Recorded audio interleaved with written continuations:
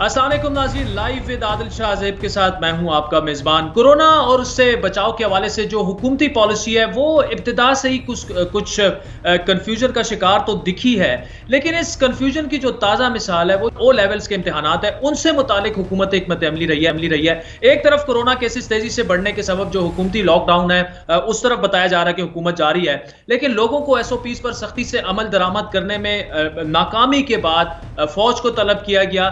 लेकिन दूसरी जानिब सूरत हाल ये है कि आज से मुल्क भर में A लेवल्स के इम्तिहानात शुरू हो गए हैं और इस पॉलिसी पर वफाकी वजीर तालीम शफकत महमूद को कड़ी तनकीद का निशाना बनाया जा रहा है। और मजे की बात यह है कि कल वजीर तालीम शफकत महमूद साहब ये कह रहे थे कि इम्तिहानात का फैसला जो है मौजूदा पेंडेमिक में या जो जिस तरफ हालात जा रहे हैं उसमें जो इम्तिहानात कराने का फैसला था वो NCOC का फैसला था। लेकिन आज वफाकी वजीर मनसूबाबंदी और NCOC के सरबराह उमर शफकत महमूद साहब के बयान की नफी कर रहे थे कि नहीं जी, ये तो वजीर तालीम ने ये फैसला किया है। अब हुकूमत जो है वो कंफ्यूज ही नहीं है, फैसला साजी की कमजोरी भी यहाँ दिखाई दे रही है। बेशतर जो ममालिक हैं वो कैम्ब्रिज के इम्तिहानात कोरोना की वजह से मनसूख कर चुके हैं या फिर वहां ग्रेडिंग मेथड अपनाया गया है, यानी जो इंटरनल ग्रेडिंग है उस पर आप मार्क्स दे रहे हैं स्टूडेंट्स को। यही ऑप्शन पाकिस्तान में भी अपनाया जा सकता था, लेकिन अभी तक ये हुआ नहीं। हुकूमत ये कह रही है कि कैम्ब्रिज का ये फैसला था, लेकिन कैम्ब्रिज के मुताबिक उनकी वेबसाइट पे चले जाएं, अभी भी ईमेल चेक कर लें,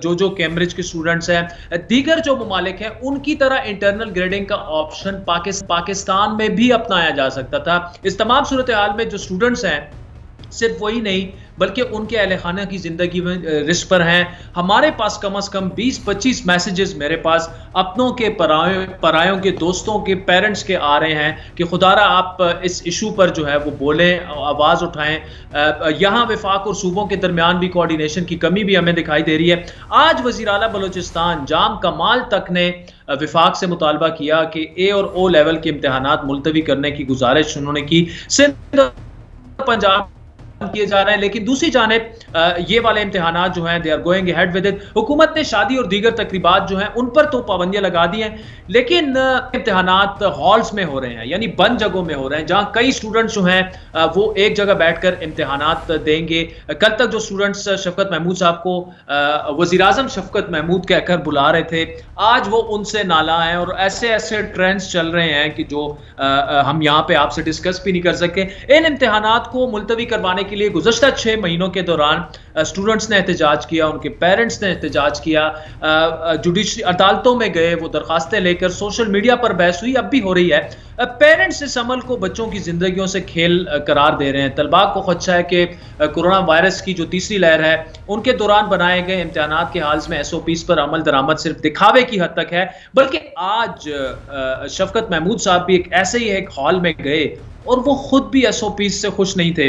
तो इस पर नाज़रीन खुद शफकत महमूद साहब वफाकी वजीर तालीम है, सवाल बनते हैं, वो हमारे साथ मौजूद हैं, लेकिन उनसे बाकायदा गुफ्तगू का आगाज करने से पहले एक दो मैं आपको शॉर्ट्स या एक्चुअलिटीज जिसे कहते हैं जो शफकत महमूद साहब ने कहा और फिर जो आज असद उमर साहब ने कहा, फिर शफकत साहब से बात का आगाज करें। देखिए, जो फैसला कि इम्तहान कराने नहीं कराने, ये एजुकेशन मिनिस्ट्री का फैसला था। उन्होंने फैसला किया कि इम्तहान कराने। हमारे को प्रोटोकॉल्स हैं जो NCOC डिफाइन करती है और उन प्रोटोकॉल्स के मुताबिक आप एक्टिविटी या कर सकते हैं या नहीं कर सकते। जो तालीम के वज़रा हैं उनकी तो ख्वाहिश थी कि स्कूल्स भी चलते रहें क्योंकि बहुत नुकसान हो रहा है तालीम का और इम्तिहानात भी हों। तो सेहत के वज़रा थे, उनका ये था कि प्रॉब्लम तो है, लेकिन क्योंकि कैम्ब्रिज के बच्चे जो है वो थोड़े हैं, उनकी राय हमारे से थी कि ये लो वॉल्यूम इम्तिहान है, इसको आप कंडक्ट कर सकते हैं।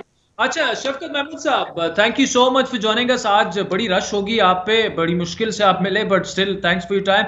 ये जो इशू पिछले कई हफ्तों से चल रहा है, ट्रेंड्स भी चल रहे हैं, बहुत सारे मामलात जो हैं वो आपके सामने, एक तनाज़ा बन गया है। इतना बड़ा तनाज़ा ये क्यों उठ खड़ा हुआ? एक तरफ अगर गवर्नमेंट कह रही है कि हम लॉकडाउन की तरफ जा सकते हैं, इम्तिहानात भी थोड़ी देर के लिए आप मुलतवी कर देते हैं क्योंकि हद से ज्यादा और कुछ मेरे ख्याल में जायज हद तक तनकीद हो रही है गवर्नमेंट पे।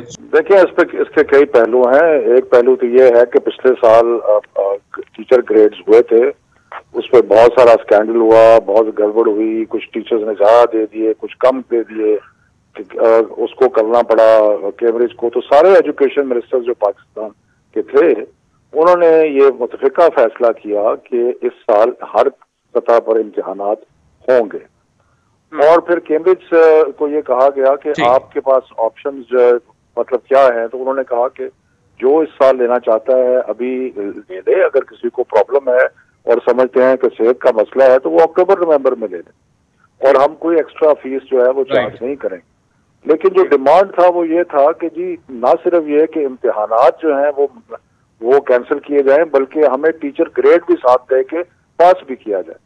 तो इसके जो सारे एजुकेशन जो थे सारे पाकिस्तान के, उनका ख्याल था कि नहीं इम्तिहान होना चाहिए। लेकिन अब जो दूसरा पहलू है वो ये है कि जब हमने ये फैसला किया कि इम्तिहान होने चाहिए तो हमने हेल्थ वालों से पूछा, हमने कहा जी अब आपका क्या ख्याल है कि ये जो कोविड की जो इस वक्त सूरत हाल बन रही है इसमें क्या हम सेहत के एजुकेशन वाले तो क्लियर थे, फिर हमने सेहत वालों से पूछा तो सारे सूबाई मिनिस्टर्स और फेडरल मिनिस्टर सेहत के वहां मौजूद थे और उन्होंने कहा कि क्योंकि लो वॉल्यूम है इसलिए ये इम्तिहान हो सकते हैं।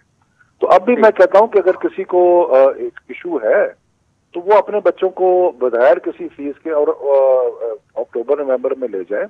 और दूसरी बात यह है कि कैमरे ने तो यहाँ तक कह दिया कि अगर एक दो सब्जेक्ट अभी दे लें बाकी अक्टूबर नवंबर में दे लें, तो इसलिए इसमें शफकत साहब यहाँ पे एक अर्ज है, वो ये है कि असद उमर साहब जो कि एनसीओसी के हेड हैं वो ब्लेम आप पर डाल रहे हैं। वो कह रहे हैं कि जी ये इम्तिहानात करवाने ना करवाने का फैसला जो है वो वफाकी वजीर तालीम का है जो कि आप हैं। आप ये फरमा रहे हैं कि ये फैसला जो है ये एनसीओसी का है।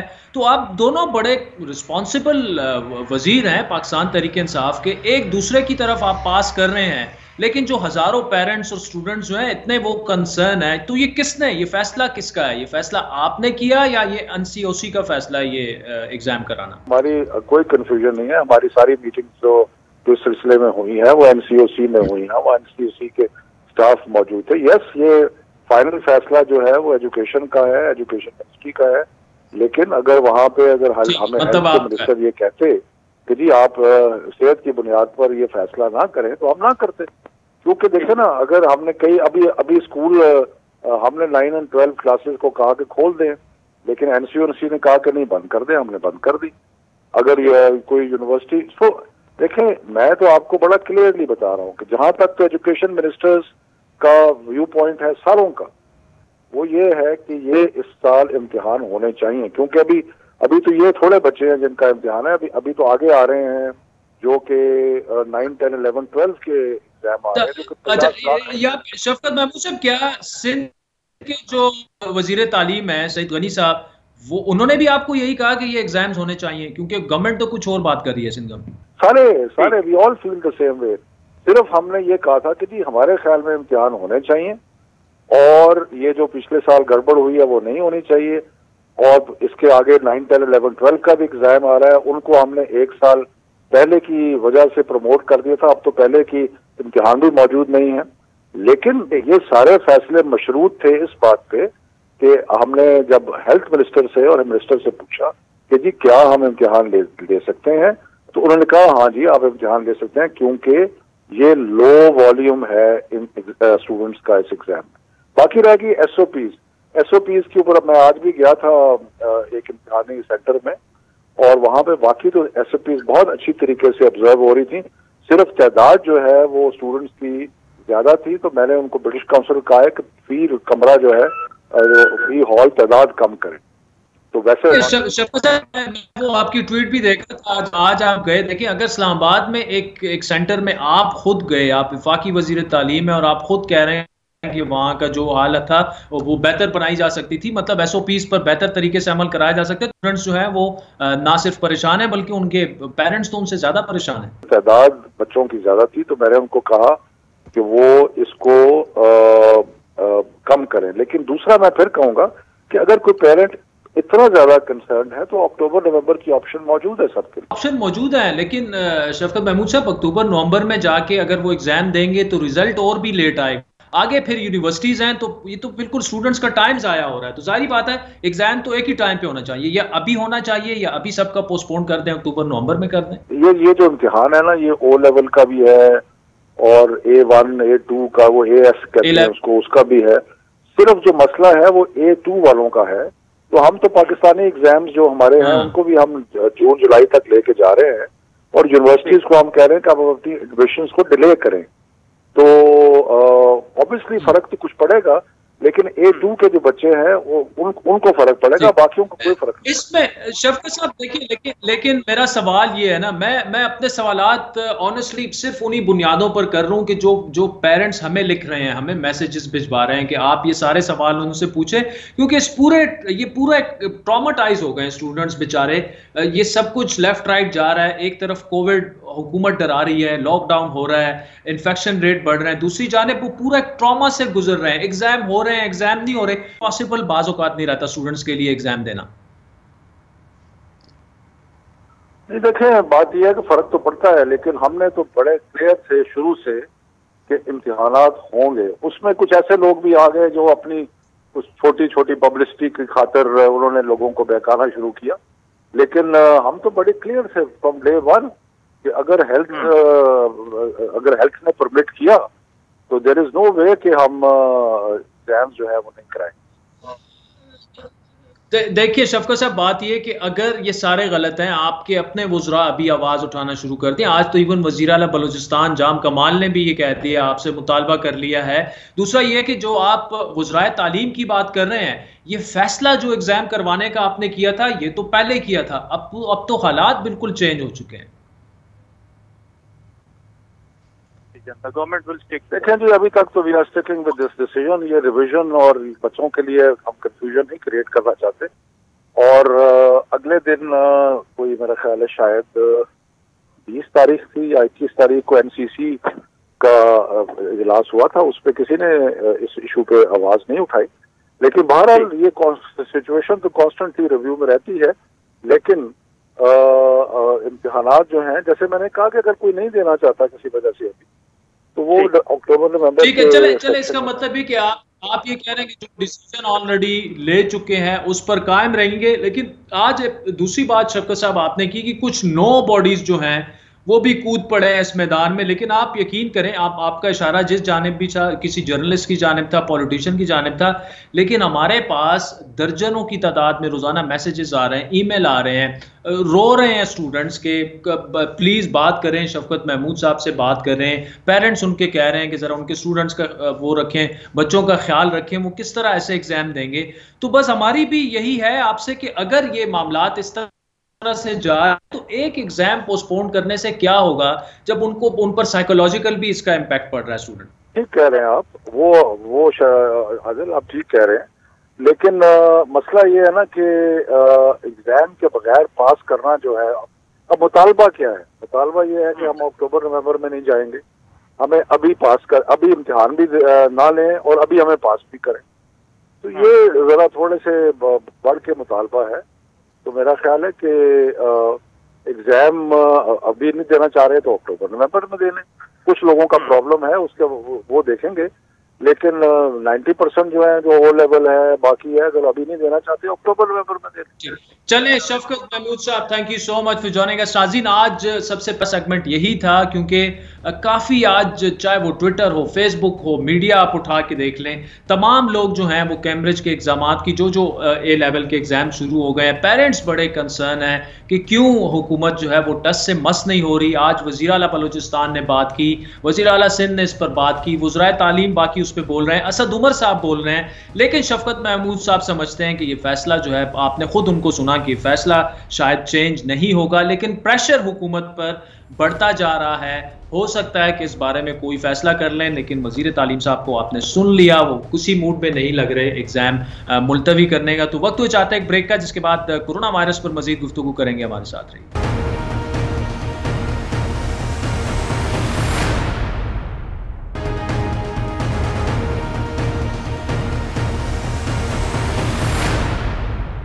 वेलकम बैक नाज़रीन। बात हो रही थी ब्रेक से पहले एजुकेशन की, और जो कैम्ब्रिज के एग्जाम्स हैं, कोविड रिलेटेड डिस्कशन हमने की वफाकी वज़ीर तालीम शफकत महमूद साहब से। खैबर पख्तूनख्वा में जो कोरोना के मस्बत केसेस की शरह है वो 15% से तजावुज़ कर चुकी है। मर्दान में ये शरह काफ़ी ऊंची है, और बताया यह जाता है कि एक हफ्ते के लिए वहाँ पर मुकम्मल लॉकडाउन भी लगाया गया है। सूरत हाल में अगर बेहतर ना आई तो लॉकडाउन की मुद्दत जो है वो बढ़ाई भी जा सकती है। लेकिन ये सिर्फ केपी की बात नहीं है, ओवरऑल पाकिस्तान में जहां भी चले जाएं, एक तो कॉमनली जनरली आपको नजर आएगा लोग एसओपीज फॉलो नहीं कर रहे, लेकिन पॉजिटिव केसेस की तादाद जो है वो बढ़ती जा रही है। तो लेकिन सूबों को इस वक्त मुश्किलात क्या हैं? मरकज की तो जो मुश्किलात हैं वो हमारे सामने हैं। आज जो तालीम को लेकर, कोविड को लेकर मसाइल हैं, शफकत महमूद साहब को आपने सुना, इस वक्त केपी के हेल्थ मिनिस्टर और फाइनेंस मिनिस्टर भी हैं तैमूर सलीम झगड़ा साहब हमारे साथ मौजूद हैं। Thank you so much for joining us. पहले तो सर ये बताइएगा, क्योंकि हम ऊपर से कंटिन्यूटी में जाना चाहेंगे, ये जो कैम्ब्रिज के एग्जाम्स वाला मसला, तो क्या ये फैसला वुज़राए सेहत का फैसला था या वुज़राए तालीम का फैसला था? क्योंकि शफकत महमूद साहब ये कहते हैं कि ये एनसीओसी का फैसला है, वो अगर कहें तो हम एग्जाम मुलतवी कर सकते हैं, लेकिन एनसीओसी ये कह रही है कि जी ये वुज़राए तालीम ने ये फैसला किया था। आप चूंकि सब कुछ को देख रहे हैं, तो क्या ये कंफ्यूजन कहां पैदा हुई? और इस वक्त जितना स्पाइक ऊपर की तरफ जा रहा है, क्या बेहतर ना होता कि ये एग्जाम थोड़े से डिले कर दिए जाते? जी आदिल, मुश्किल बात है कहना, लेकिन इसको थोड़ा सा लाइटर नोट पे भी ले सकते हैं। जो कैम्ब्रिज के स्टूडेंट्स हैं उसमें से एक मेरी बेटी भी है, और उन्होंने भी मेरे से पूछा कि शफकत साहब एग्जाम्स को क्यों नहीं डिले कर रहे। लेकिन असलियत ये है कि एक तो ऑब्वियसली ये एनसीओसी का फैसला है, जिसका मतलब कि ये मुश्तरका फैसला है। मेरे ख्याल में जो शफकत साहब कह रहे हैं कि एग्ज़ाम लेना उनके लिए प्रायोरिटी है, अगर एग्ज़ाम डिले करना हो तो वो हेल्थ के पर्सपेक्टिव से करना होगा। और जिस नतीजे पे हम पहुँचे, और ये बड़ा ज़रूरी है, वो ये कि एग्ज़ाम्स जो है, चूँकि कम वक्त के लिए लोग वैसे ही जो है वो डिस्टेंस्ड बैठे होते हैं, अगर एग्ज़ाम सही लिया जाए तो वहाँ पे जो रिस्क होता है लोगों को वो निस्बतन कम होता है। इस तरीके से हम दफ्तर में मीटिंग्स भी करते हैं, क्योंकि अगर हम एग्ज़ाम्स कैंसिल कर दें बगैर ये समझे कि उसका रिस्क क्या है, तो उसका दूसरी तरफ इम्पैक्ट बहुत ज़्यादा होगा। तो यही बात मैंने अपनी बेटी को भी बताई कि एग्ज़ाम लेना अनफॉर्चुनेटली जो है वो ज़रूरी है, और वो अपने एग्ज़ाम के लिए पढ़े जैसे बहुत से स्टूडेंट्स जो है वो पढ़ रहे हैं। ठीक, लेकिन इसमें झगड़ा साहब आप नहीं समझते, आपकी चूंकि अपनी बेटी भी है, इन बच्चों पे साइकोलॉजिकल इम्पैक्ट अलग से है, कोविड का एक खौफ अलग से है कि पता नहीं एसओपीज फॉलो होंगे नहीं होंगे, फिर ऐसे स्ट्रेस में जाके एक ट्रॉमा भी है कि जी एग्जाम देना है, एक तरफ कोविड है, एग्जाम हो रहा है नहीं हो रहा है, वो 50-50 माइंड के साथ उनके जाहिर बात है परफॉर्मेंस पे भी असर पड़ेगी। तो एक साइकोलॉजिकल इम्पैक्ट भी तो है इन बच्चों पर। आदिल, ज़िंदगी चैलेंज का और मुश्किल वक्त का नाम है एग्ज़ाम। वैसे एक मुश्किल मरहला हम सब ने दिया होता है, लेकिन जो मुझे 99% मैसेजेस आते हैं, मुझे पता है कि शफकत साहब को भी आते होंगे, शाहराम साहब को भी यहाँ पे आते होंगे जो हमारे एजुकेशन मिनिस्टर हैं, वो ये है कि अगर हमने एग्ज़ाम ना डिले किए तो हमसे जो स्टूडेंट्स कहते हैं कि हमसे 2023 में वोट ना एक्सपेक्ट करें। तो अगेन मैं इसको थोड़ा सा वो लाइटर नोट पे इसलिए ले रहा हूँ कि हम सब स्टूडेंट्स रह चुके हैं, और एग्ज़ाम डिले करने के लिए वो जो मेरे जैसे तबका होता था जो आखिरी रात पे पढ़ता था, तो हमेशा एक तरफ ख्वाहिश होती थी कि एग्ज़ाम्स डिले कर दें। लेकिन मसला ये था कि जब डिले हो भी जाते थे तो पढ़ाई आखिरी रात पे ही करनी होती थी। ये उन लोगों के साथ अनफेयर है जो कि टाइम पे पढ़ते हैं और तैयारी करते हैं, और जिनके लिए एग्ज़ाम ना देना डिसरप्टिव हो सकता है। चलिए, मैंने लाइटर नोट पे कह दिया, लेकिन ये जो है एक सीरियस बात है, एक आसान फैसला नहीं है, लेकिन मेरे ख्याल में एक सही फैसला जरूर है। अच्छा तैमूर साहब, ये बताइएगा साथ में, इस वक्त जो सिचुएशन चल रही है खैबर पख्तूनख्वा में या बाकी जो मुल्क में चल रहे हैं, जो इंडिया में हो रहा है, ऑफ कोर्स हमारी दुआएं और नए ख्वाहिशात उनके साथ हैं। What's happening there, we don't want it to be replicated in Pakistan. लेकिन इस वक्त सिचुएशन ओवरऑल क्या है? अगर सिर्फ आप खैबर पख्तूनख्वा की बात करें, फिर इस्लामाबाद और उस पर भी नजर डालें, अभी तक मैं नहीं समझता कि अभी तक ये तीसरे लहर की पीक आई है, लेकिन हालात जो हैं वो बिगड़ते जा रहे हैं। तो क्या लॉकडाउन की तरफ ही हमें जाना पड़ेगा अनफॉर्चुनेटली? क्या यही नजर आ रहा है आपको? ये लोगों पे डिपेंड करेगा। पीक शायद करीब भी हो। जो चैलेंज है, आपने शुरू में कहा था कि सूबे को क्या चैलेंजेस हैं, मेरे ख्याल में जो तमाम सूबों को और ग्राउंड पे जो चैलेंज है वो ये कि हालांकि हमारा सिस्टम सही चल रहा है, हमने 6 गुना ज़्यादा मरीज़ लिए हुए हैं कंपेयर टू जो पहली पीक थी, और 6 गुना हमारी कैपेसिटी बढ़ गई है। जितनी हम कैपेसिटी बढ़ाते हैं उतना एक बैकलॉग है पेशेंट्स का जो कि उस कैपेसिटी को फिल करता है। जो चैलेंज है वो ये है कि हमारी ऑक्सीजन की सप्लाई चेन जो है वो बिल्कुल कैपेसिटी पे चल रही है, उसमें गलती की गुंजाइश नहीं है। और जब कोई भी सिस्टम इतने हाई कैपेसिटी पे चल रहा होता है तो अनफॉर्चुनेटली उसमें गलती का रिस्क ज़रूर होता है। तो इसलिए जो सबसे बड़ा डर है वो ये है कि यहाँ पे कोई गलती हो सकती है, कहीं पे कोई पाइप फट सकता है, कहीं पे कोई सप्लाई जो है वो डिले हो सकती है, सड़क में मसला हो सकता है और उससे एक इंसिडेंट हो सकता है।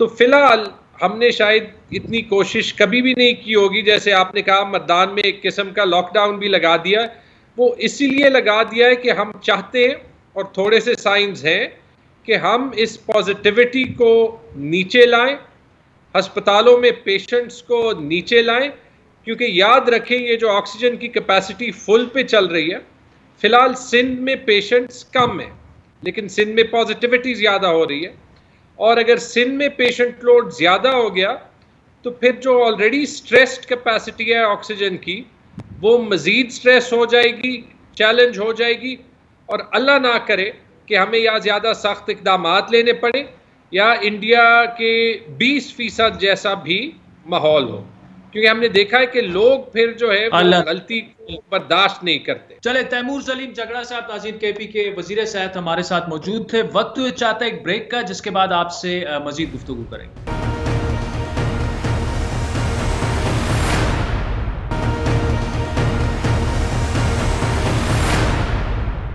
वेलकम बैक नाज़रीन। सुप्रीम कोर्ट में काफी अरसे से चल रहे जिस अहम केस पर पूरे मुल्क की नजरें लगी हुई थी, आज उसका फैसला आ चुका है। सुप्रीम कोर्ट ने सदारती रेफरेंस पर हुक्म के खिलाफ मिस्टर जस्टिस काजी फायज ईसा की नजरसानी दरख्वास्तें मंजूर कर ली हैं। 10 रुकनी फुल कोर्ट बेंच ने नजरसानी दरख्वास्तें जो हैं वो 6-4 के तनासब से मंजूर की। 6 जज साहिबान मिस्टर जस्टिस मकबूल बाकर, मिस्टर जस्टिस मजहर आलम मियां खेल, उसके अलावा जस्टिस मंजूर अहमद मलिक, जस्टिस याया अफरीदी, जस्टिस अमीनुद्दीन और मिस्टर जस्टिस मंसूर अली शाह ने जस्टिस काजी फायज ईसा के हक में फैसला सुनाया, जबकि mister justice Umar Ata Bandial, justice काजी मोहम्मद अमीन, जस्टिस सजाद अली शाह और मिस्टर जस्टिस मुनीब अख्तर ने फैसले से इख्तिलाफ किया।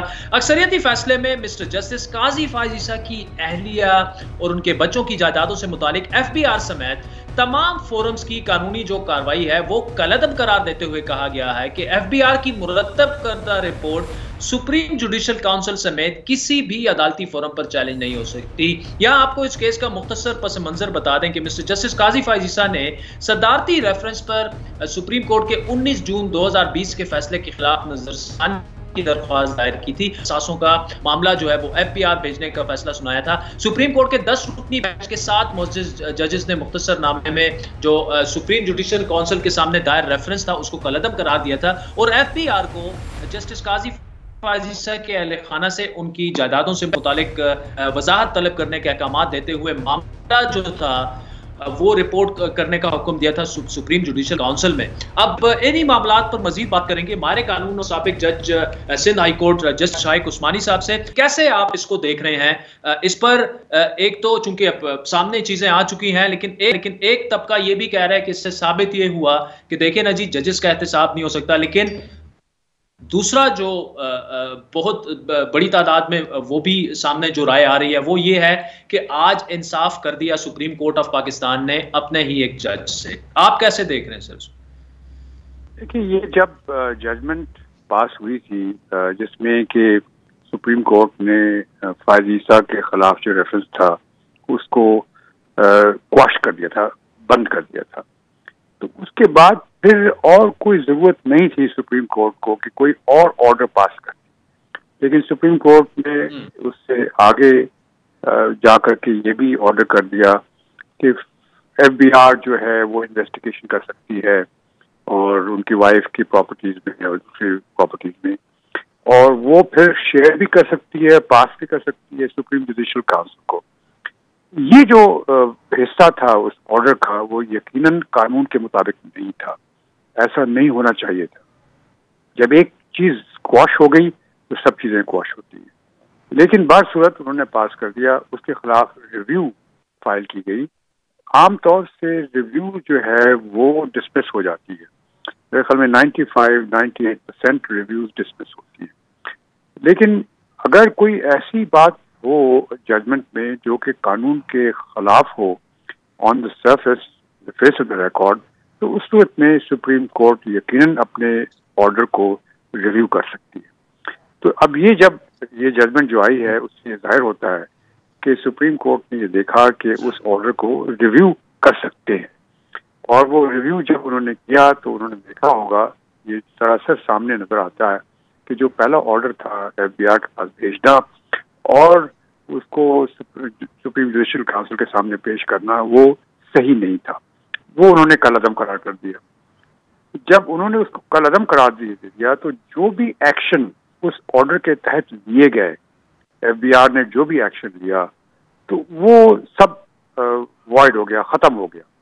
और इस वजह से उन्होंने ऑर्डर पास कर दिया कि FBI के जो भी फाइंडिंग्स हैं उसके मुतालिक कोई भी प्रोसीडिंग्स कहीं भी किसी कोर्ट में नहीं हो सकती, क्योंकि वो ऑर्डर इटसेल्फ इलीगल था।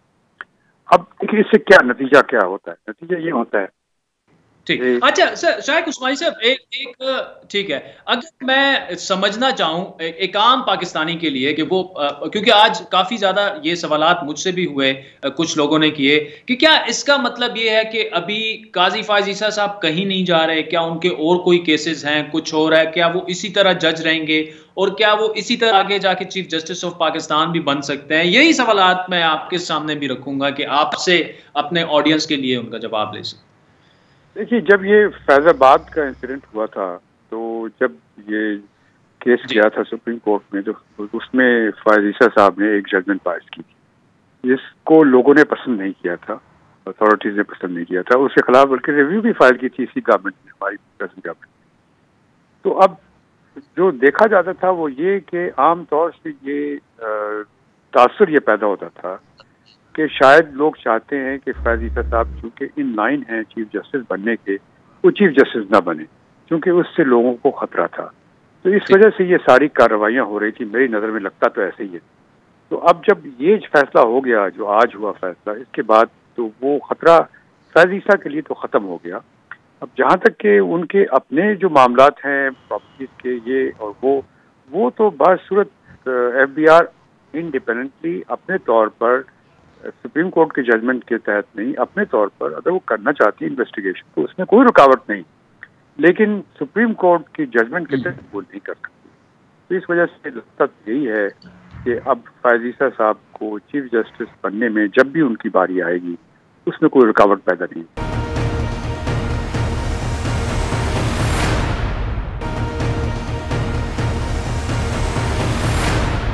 शायद उस्मानी साहब, एक इंतहाई अहम सवाल दूसरा ये भी है कि क्या जो ये लोग जो कुछ ऐसे हल्के भी हैं जो एतराज ये उठा रहे हैं कि इससे ये साबित हुआ कि जो आला अदलिया है या जज साहिबान जो हैं वो एहतसाब से बालातर हैं, आज के इस फैसले से जो एक पॉइंट ऑफ व्यू ये भी सामने आ रहा है, इस पर आप क्या कहेंगे? क्या वाकई इससे ये इंप्रेशन मिल रहा है या इससे ये साबित होता है कि वाकई एहतसाब नहीं हो सकता जजेस का?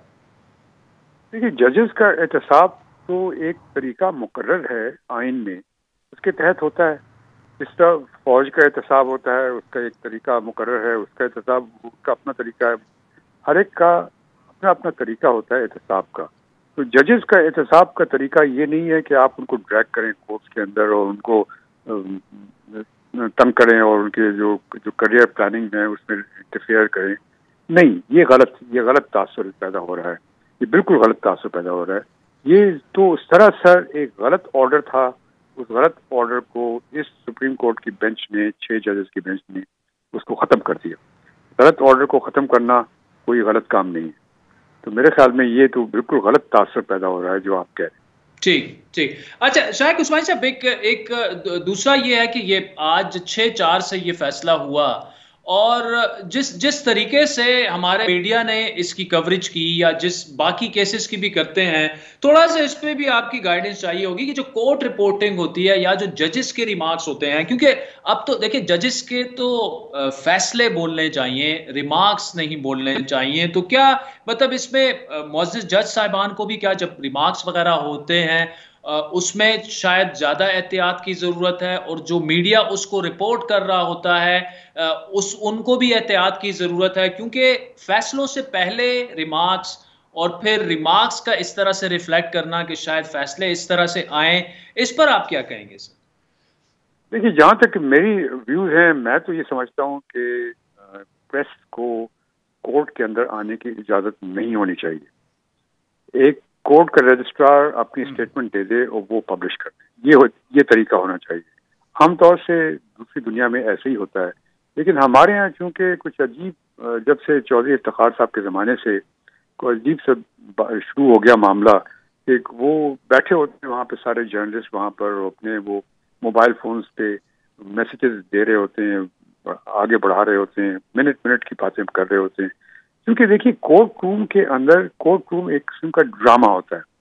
वहाँ पर समझ लीजिए आप, एक लॉयर अपने केस की बहस कर रहा है, जज उससे चाहता है कि उससे कुछ और चीज पूछना चाहता है, तो वो उसको प्रोब करता है, उसको क्वेश्चंस पूछता है, जो कि लगता है ऐसे कि शायद उसका कोई व्यूज और है, लेकिन व्यूज उसके वो नहीं होते।